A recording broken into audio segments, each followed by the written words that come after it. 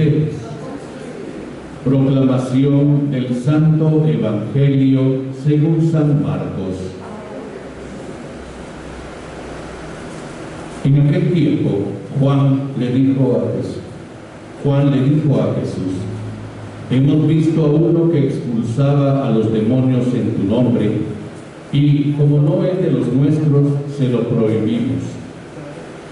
Pero Jesús le respondió: no se lo prohíban, porque no hay ninguno que haga milagros en mi nombre que luego sea capaz de hablar mal de mí. Todo aquel que no está contra nosotros está a nuestro favor. Todo aquel que les dé a beber un vaso de agua por el hecho de que son de Cristo, les aseguro que no se quedará sin recompensa. Al que sea ocasión de pecado, para que esta gente sencilla que cree en mí, más le valdría que le pusieran al cuello una de esas enormes piedras de molino y lo arrojaran al mar. Si tu mano te es ocasión de pecado, córtatela, pues más te vale entrar manco en la vida eterna que ir con tus dos manos al lugar de castigo, al fuego que no se apaga. Si tu pie te es ocasión de pecado, córtatelo, pues más te vale entrar cojo en la vida eterna que con tus dos pies ser arrojado al lugar de castigo. Y si tu ojo te es ocasión de pecado, sácatelo, pues más te vale entrar tuerto en el reino de Dios que ser arrojado con tus dos ojos al lugar de castigo, donde el gusano no muere y el fuego no se apaga. Palabra del Señor. Gloria a ti, Señor Jesús.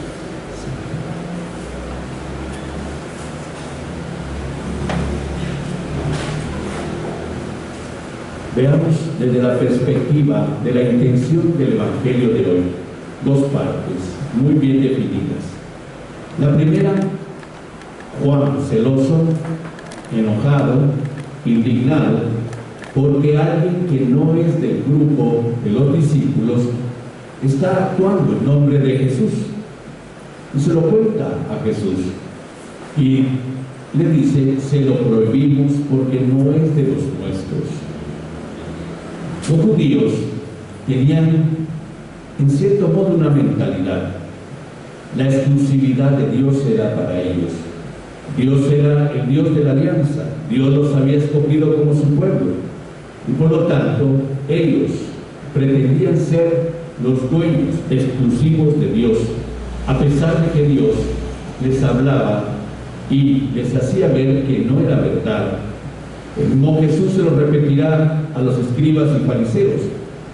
Había muchas viudas en tiempo del profeta Elías en Israel y que morían de hambre, pero a ninguna de ellas se dirigió Dios, sino a una viuda en Sarepta de Sidón, una pagana.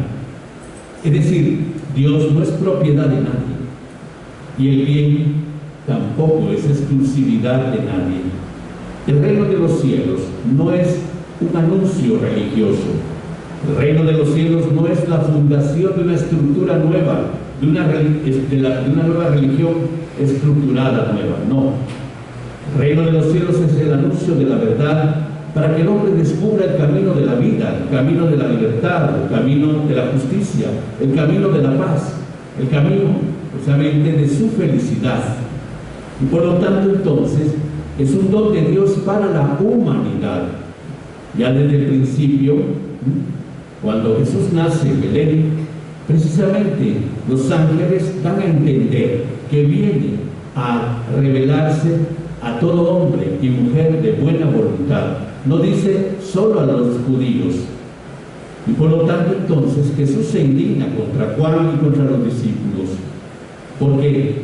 Porque ellos no son propietarios del bien. Y si el bien lo hace otra persona, es alguien que actúa bajo la acción del Espíritu para también participar y también hacer parte de esa misión que anuncia el reino de los cielos. Y vuelvo a repetir, anunciar el reino de los cielos es la misión de Jesús, es donar la verdad que lo permite a toda la humanidad, de tal manera que no nos podemos apropiar de ello con exclusividad. El reino de los cielos no es la iglesia. La iglesia es un instrumento para el reino de los cielos, que es distinto. Y por lo tanto, todos nosotros que formamos parte de la iglesia, tenemos que sentirnos llamados a participar en esa donación de la verdad por medio del bien que hacemos, por medio del testimonio de nuestra vida, y alegrarnos de que haya quienes, precisamente, hagan el bien, aunque no sean de los nuestros. Ese es el problema de la sectarización, es el problema de crear un concepto de religión que al final se encierra en sí mismo y defiende a capa y espada sus estructuras, sus doctrinas, sus dogmas, lo que llamamos la apologética, pero que se olvida que al final de cuentas Jesús no vino a inaugurar una estructura religiosa, sino a donar la verdad para que el hombre sea libre. Por lo tanto, entonces, aquellos que se dedican encarnizadamente a defender la religión, deberían primero ponerse delante de sus actitudes, porque tendrían derecho a hacerlo solo si aman, sirven, hacen el bien, son coherentes cristianos. Mientras tanto, ¿qué defienden? Defienden una farsa porque no lo traducen en vida, y todo se quedaría simple y sencillamente en la defensa de una doctrina. ¿Y a quién le interesa la doctrina? ¿A quién convierte la doctrina? A nadie. A nadie. Es el bien el que convierte. Es el testimonio del servicio. Es el testimonio precisamente del actuar, como actuaba Jesús, el que hace precisamente posible la credibilidad en Jesús y por lo tanto entonces de la misión de Jesús, que es la que todos los cristianos debemos de ejercer. Es más, Jesús pone a sus discípulos delante de un cuidado. Y aquí viene la segunda parte. Vaya, ustedes que son de los míos, ustedes que son de los del grupo, tengan cuidado, porque también ustedes pueden ser causa de escándalo, pueden ser causa de caída a los demás, pueden ser causa de antitestimonio. Al que sea ocasión de pecado para esta gente sencilla que cree en mí, más le valdría que le pusieran al cuello una de esas enormes piedras de molino y lo arrojaran al mar.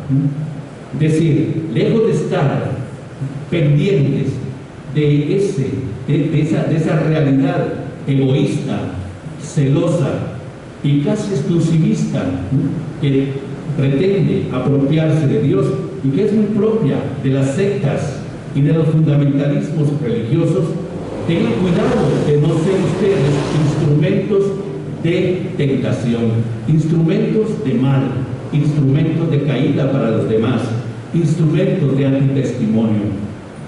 Y eso nos lo dice a un país como el nuestro, tan cristiano en su denominación y tan poco cristiano en su actuar. Como un país 90% o más cristiano, hundido en la corrupción, en la mentira, en el robo, en la violencia, en la injusticia, en la miseria, en la criminalidad. ¿Cómo puede ser un país que se dice cristiano estar en esa situación? No es al final que ese ser cristiano se convierte simple y sencillamente en una práctica religiosa sin corazón y sin sentido, y que por eso no funciona y no hace nada bueno. Y es que nos hemos acostumbrado precisamente a lo fácil de la religión, pero no al compromiso que nos pone delante también de un empeño diario de hacer el bien, de testimoniarlo ante los demás. Y por eso, si nosotros no lo hacemos, lo harán otros. Cuando los escribas y fariseos, al entrar Jesús en Jerusalén, le exigen a Jesús que calle a la gente que lo está clamando, Jesús dice: si estos se callan, las piedras me alabarán, las piedras cantarán. Dios puede sacar de donde quiere gente que haga el bien, cuando nosotros, los que nos decimos cristianos, los que nos decimos creyentes en Dios, lo hacemos a un lado. ¿Por qué? Porque entonces, ¿dónde está la razón de nuestra fe y de nuestra identidad cristiana? ¿Dónde está? ¿Estará porque rezamos bonito? ¿Estará porque cumplimos con devociones? ¿Estará porque pertenecemos a grupos o no sabemos de memoria la Biblia. No, la verdad es que no. Mientras todo esto no tenga un sentido de proyección hacia lo que Jesús de verdad pide, que es esa coherencia de vida, podemos ser nada más personas que practican una religión, pero que no le dicen nada al mundo de novedad, no le donan nada al mundo. Nos encerramos en una religión particular en donde somos destinatarios de bendiciones, de favores, de bienes de parte de Dios, pero ¿dónde está la traducción de todo esto? En el quehacer de todos los días. Por eso Jesús dice, no se lo prohíban. El que está con nosotros no puede estar contra nosotros. Y eso tengámoslo claro. Pero sí nos pone en guardia, porque aún llamándonos cristianos, aún llamándonos creyentes en Dios, aún llamándonos precisamente discípulos de Jesús, podemos ser ocasión de pecado para la gente sencilla, como ha sucedido tristemente en la historia de la iglesia. La historia de la iglesia tristemente está plagada de graves errores, donde incluso el fundamentalismo se generó desde una visión de defensa doctrinal, de defensa dogmática, pero de poco amor y de poco servicio, sobre todo en las jerarquías de aquellos tiempos. Por eso surgieron protestas, por eso surgieron divisiones, por eso actuó Lutero como tenía que actuar. Nosotros, los católicos recalcitrantes, satanizan a Lutero. No, Lutero tenía toda la razón del mundo de protestar. Lutero tenía toda la razón del mundo de reaccionar ante una jerarquía asquerosa que no manifestaba precisamente ese reino de Dios al que estaba destinada y obligada a anunciar, sino que más bien se había pegado a la mundanidad de su tiempo y por lo tanto ofendía a Dios. Y alguien con sensibilidad delante de esto lo hace ver. Y nos hizo mucho bien, porque si no hubiera sido por Lutero, tampoco se hubiera reaccionado para poder transformar las estructuras de la iglesia y hacerlas precisamente más accesibles y más cercanas a la intención de Cristo. Ahora bien, nuestro tiempo, ¿de qué habla? Nuestro tiempo habla tristemente de un conformismo religioso. Volvemos otra vez a esa búsqueda religiosa de satisfacción personal, pero que no entra en un detalle de compromiso, que no entra en un detalle de expresión, que no hace precisamente muchas veces un testimonio de construcción de una realidad nueva, que es la que trae el anuncio del reino de los cielos. Por eso no nos extrañe que muchas veces haya gente que abandone la fe, que abandona la religión, pero que siguen siendo buenas y lo seguirán siendo. Recordarán ustedes, y esto lo hemos también evidenciado en otras homilías, hace unos años, aquellas pancartas que decían, sin la religión tú puedes ser bueno, sin Dios tú puedes ser bueno.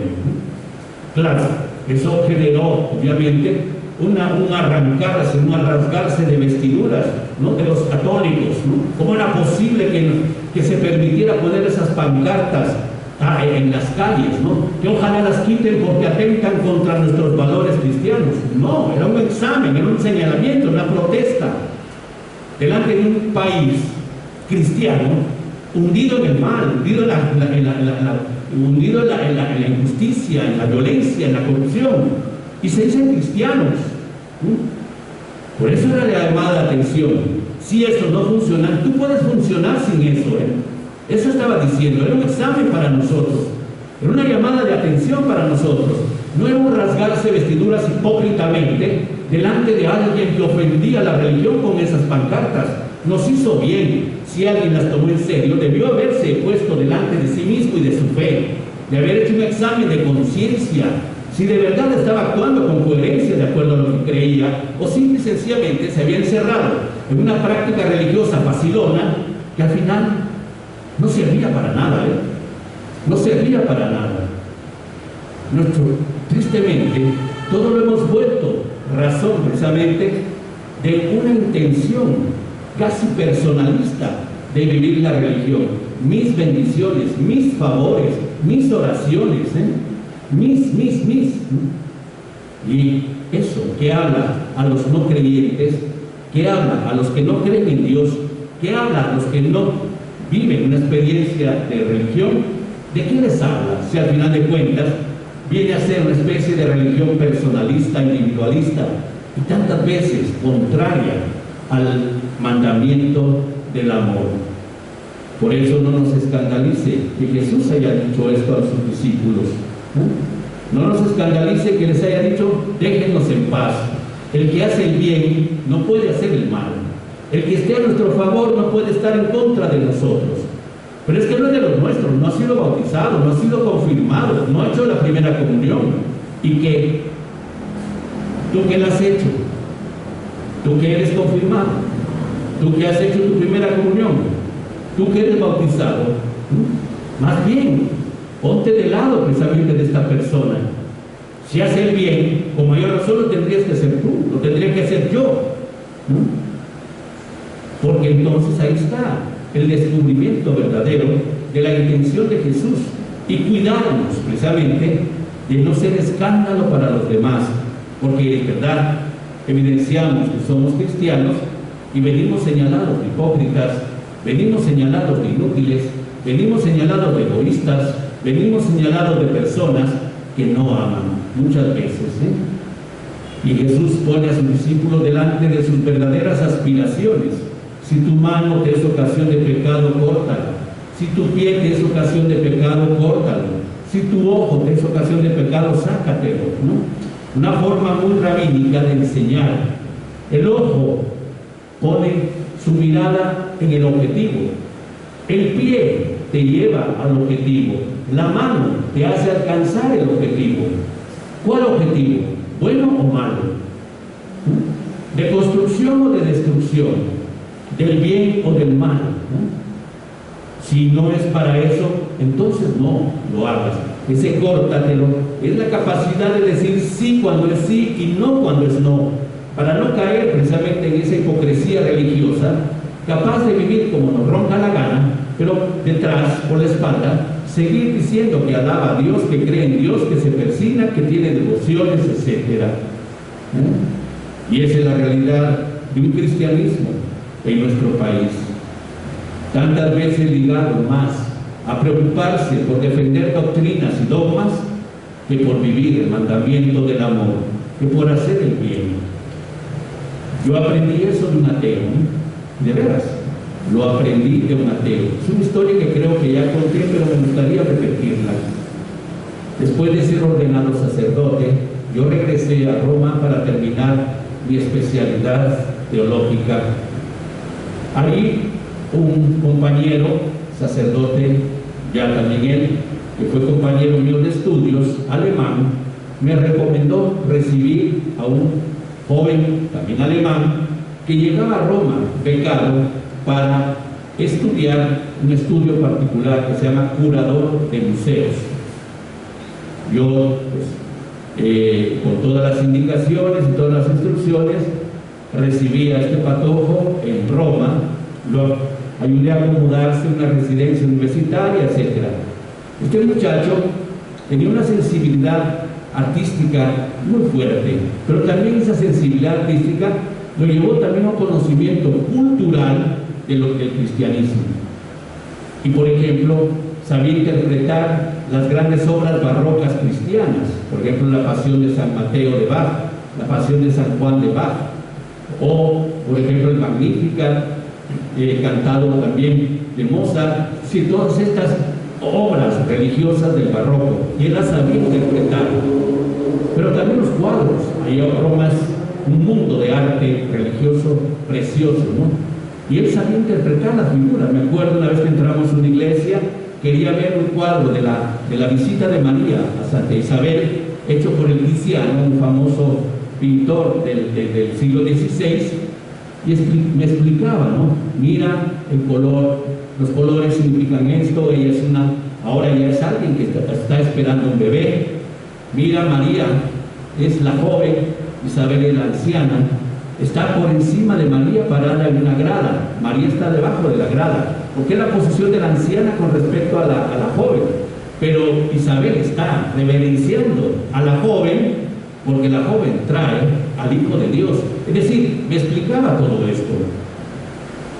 Una noche fuimos a un concierto, era febrero, había mucho frío, empezaba una ola de migrantes africanos hacia Italia, eran maltratados y marginados, como siempre se ha dado ese trato racista, xenófobo, y estos pobres africanitos, en las salidas de los metros, que todavía había un poco de calor, ahí ponían unas sábanas donde vendían artesanías y vendían chuchaditas, jueguitos, cositas así para sobrevivir. Una noche íbamos para un concierto y Helen, así se llamaba, me dice: mira, estos pobres deben tener mucho frío. Sí. Ellos son del trópico como tú. Sí. ¿Por qué no les compramos un cafecito para que se calienten, no? Bueno, subimos, había un bar ahí a la subida del bar, no son los bares guatemaltecos, no son las cantinas sucias de aquí, ¿no? Un bar es una cafetería. Y compramos unos cafés para llevárselos. Él decidió hacerlo. Otra vez me sobraron 10.000 liras, en ese tiempo todavía no estaba el euro todavía, me sobraron 10.000 liras. Les voy a comprar esto para que lleven algo de comer. Un día nos sentamos a platicar y tocamos el tema religioso. Yo le pregunté que cómo era su parroquia, etc. Yo no tengo parroquia. No tengo parroquia. Y entonces, ¿qué religión eres? Soy ateo. Soy ateo. Entonces, ¿cómo es que ¿cómo se llama? Este amigo alemán, André, te mandó y me pidió, porque él es primo de un compañero mío de estudios, etcétera, ahí nació la historia, ¿no? Pero yo soy ateo, Eduardo, soy ateo, ¿no? El padrecito, con toda la teología recién recibida, recién ordenado, no se le ocurrió detenerse ante un africanito muerto de frío para comprarle un café o comprarle un par de chuchaditas para que llevara a su casa. Me lo enseñó un ateo. Me lo enseñó un ateo, lleno de Dios, porque hacía el bien. Y ese ateo me dio la más grande lección de teología, de Biblia, de fe cristiana que pude haber recibido en toda mi formación allá en Roma. Un ateo. Y tampoco le dije: ay, entonces ahora que ya está tan cerca, y sabes, podías empezar tu catequinada. Yo no iba a ensuciar lo que Dios ya había hecho bien ahí. Ni tampoco levanta tu mano y acepta a Jesús como tus babosadas. Forma, ahora es el momento de bautizarte. No, esa es tu decisión de Dios. Ya estaba lleno. Desde el momento en que me dio la lección de qué era de verdad actuar como cristiano. Hay gente que pareciera que no es la más indicada, pero es la que mejor nos enseña. Tal vez nunca venga a misa, tal vez nunca reza, tal vez no tiene devociones, tal vez se dice ni siquiera puede ser creyente en Dios, pero hacen el bien.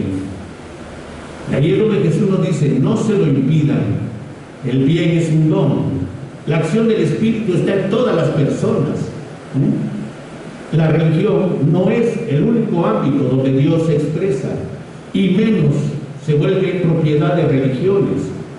Dios es Dios de todos, es Padre de todos, de tal manera que por eso más bien Jesús nos pone a mirarnos a nosotros mismos, a los que nos decimos cristianos, a los que nos decimos creyentes, para no ser causa de escándalo, de pecado para los pequeños, delante de nuestros antitestimonios, delante de nuestra falta de coherencia de vida, delante del egoísmo, delante de tantas razones por las cuales negamos que somos cristianos, aunque insistimos en decir que lo somos.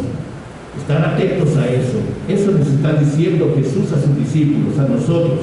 Pero mientras tanto, también nos está diciendo: dejen en paz a los que hacen el bien, estén o no estén con nosotros, alegrémonos, porque ahí está la acción de Dios en cada uno de ellos.